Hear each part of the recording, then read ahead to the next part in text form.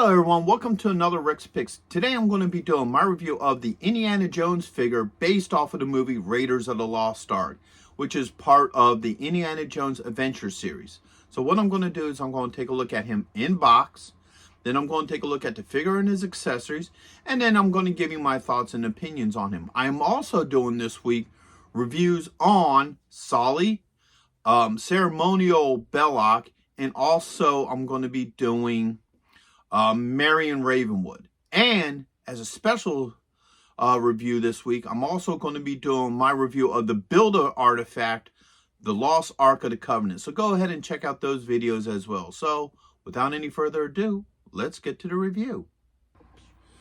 Alright, so here he is in box. I really like these packaging for these figures. I think they did a nice job with it. So you have the Indiana Jones Adventure Series logo here.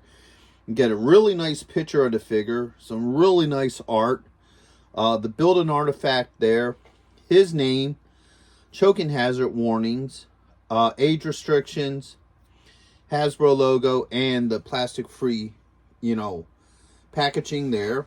Spin them around this way, get a nice picture of the Ark, everybody who's part of this lineup, and some legal.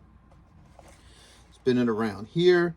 Get the same picture from the front, another picture of the built-in artifact, what movie this figure is from, because this is Indiana Jones and there's multiple movies, so there's going to be other, Indiana Jones figures from other movies. His name once again, a picture of him and everything he comes with, some more legal on the bottom. And then you get this picture, and like I've been saying in the other videos, I really love the art that they're doing for this. It really captures the original movie and, the sense of style to it, which is really nice. And this, of course, is wraparound art. So, as you see here, it's just a continuation of the front art, which is really nice. The top, there's nothing really to the top. And then your bottom, you got your legal. So, with that being said, let's open him up and see what he's about. Alright, so here he is out of packaging. I think he's a really good looking figure. I like the whole look to him. Let's give him the rotation. Alright, they definitely put a lot of work into him. There's a lot of really nice detailing to him. Okay, let's go through his points of articulation. So, his head is on a ball joint. He has a shoulder joint, all right. He has an elbow joint, all right. And a wrist joint, all right. He does have a swivel, okay. He has a thigh joint, a swivel here, a knee joint, and an ankle joint, okay. Get him back onto his stand. Okay. His jacket is like a rubber. Alright. So his arms are just normal plastic, and it's almost like a vest piece, which kind of works for him because it gives it a loose feeling. His satchel here doesn't come off. Okay. So when you look at the packaging, it shows that the satchel is separate, but it isn't, which is kind of a disappointment. I mean, now, the way it's sitting on him, you're not going to be able to pull it off of the jacket. So, that's a permanent thing on this figure. He comes with a couple of accessories. So, he comes with a fist. Alright. This looks to be a whip hand. Okay. Another fist.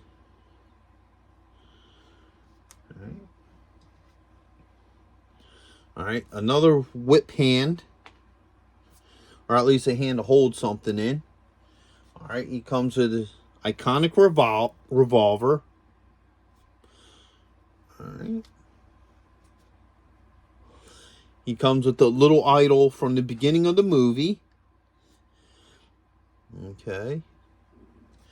He comes with a wrapped up whip, so that could probably just sit right on his side there. And then he comes with a whip here that I guess you could probably, it feels flexible, so you could probably bend it how you need to get them into different, poses and what have you. One thing that, right off the cuff, that I'm a little bit disappointed with this figure is that the hat doesn't come off.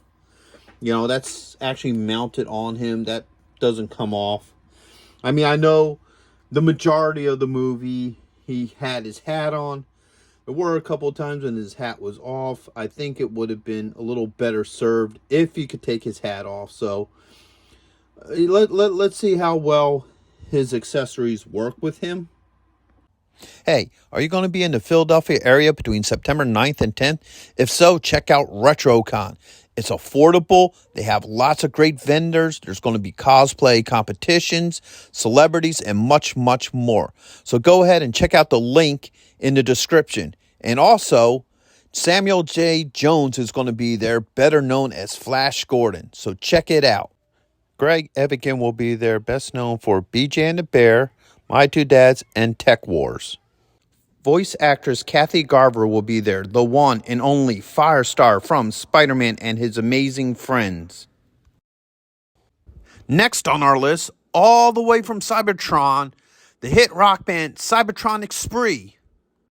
And check this out, the rare Hasbro Proton Pack as a raffle prize. Now you can't beat that. Alright, so first off, let's do his gun, okay? Let's bend his joint here. Alright. The gun's a really soft plastic, so it just fits in really nice in his hand. No issues there. Alright. He does have a holster for it. Alright, right up here in the front. Let's see how well that works.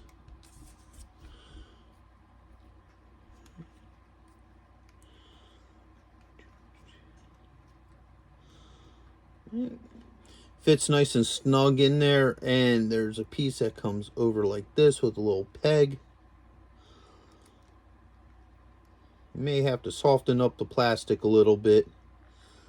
Get that little peg in that hole. There it goes. Oh, popped out. But if you work with it a little bit, I'm sure that will just pop in there. See if I could get the gun in just a little bit deeper. Maybe that's the issue. So yeah, that's a soft plastic. I'm sure if you play around with it a little bit, you could get that to latch over. Okay. And he has this spot here for the whip, which is basically the same setup. It's a really soft plastic. Alright, so let's see how easy that is to get in there.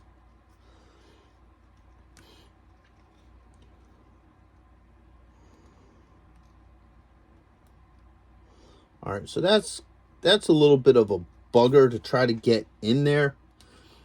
Alright, due to the thickness of the whip, it's a little bit hard to keep that to stay in there.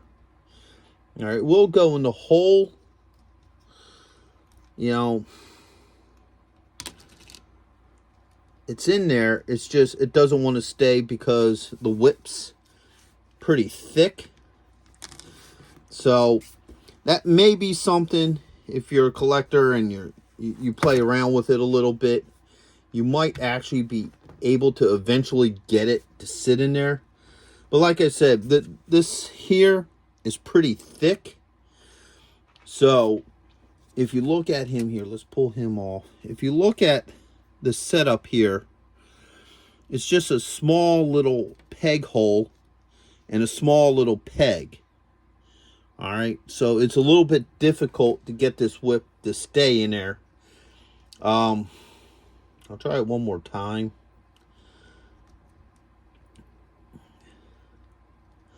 And the problem is too, is it's a really soft plastic.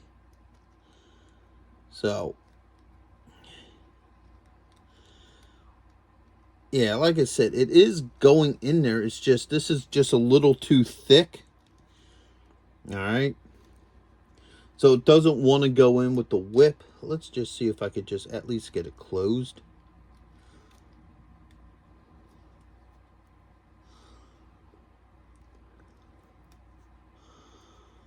Yeah, that just don't want to stay. Now, it may be one of those things too, like maybe over time, the more and more you keep it in that position, it may just eventually form to it. But it doesn't really want to stay in there. All right. So for anybody who wants to try to have them with the whip on there, you know, that might be an issue for you. That the whip just doesn't want to stay there. And like I said, maybe if you play with it or let it sit in that position for a while, you know, the plastic will start forming up and, you know, get used to it. So that's kind of a disappointment there. So let's see how well some of these hands work with him. All right. So let's pull this off.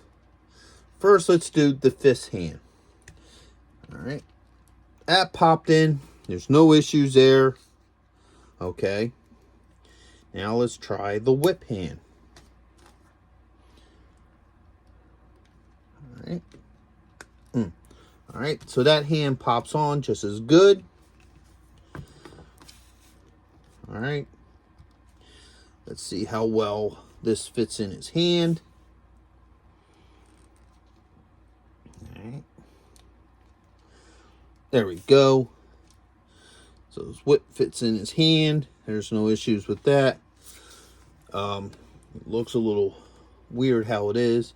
But I think it's just something that, you know, as you stretch it out and do stuff and, you know, what have you, it'll eventually just, you know, form how you like it. So overall, he's a good looking figure.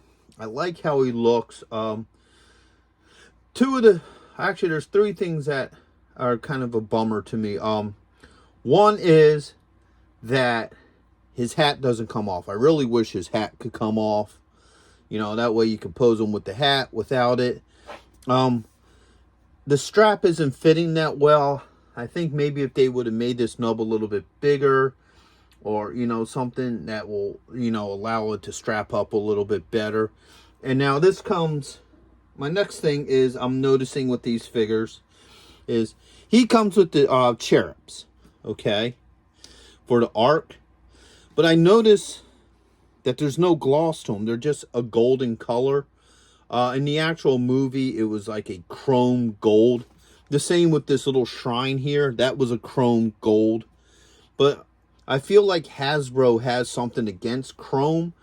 Because, like, with this, like I said, the Ark is supposed to be a chrome in color. Also, with the Black Series, they did the same thing with C-3PO and R2-D2, where C-3PO is like a chrome gold. R2-D2's dome is a chrome gold. I mean, silver. But they're not. They're just, you know, a gold and silver. So, those are the only things that disappoint me with this figure. Those are minor things, you know, things that could probably be worked out. But overall, he's a good-looking figure. He would definitely fit nicely and look really good on a shelf with the rest of your collectibles. So, with that being said, I hope you did like this review. If you did, go ahead and hit that thumbs up. And if you haven't subscribed yet, please subscribe. It's a small click for you, but it really helped this channel grow. So, until the next one, late.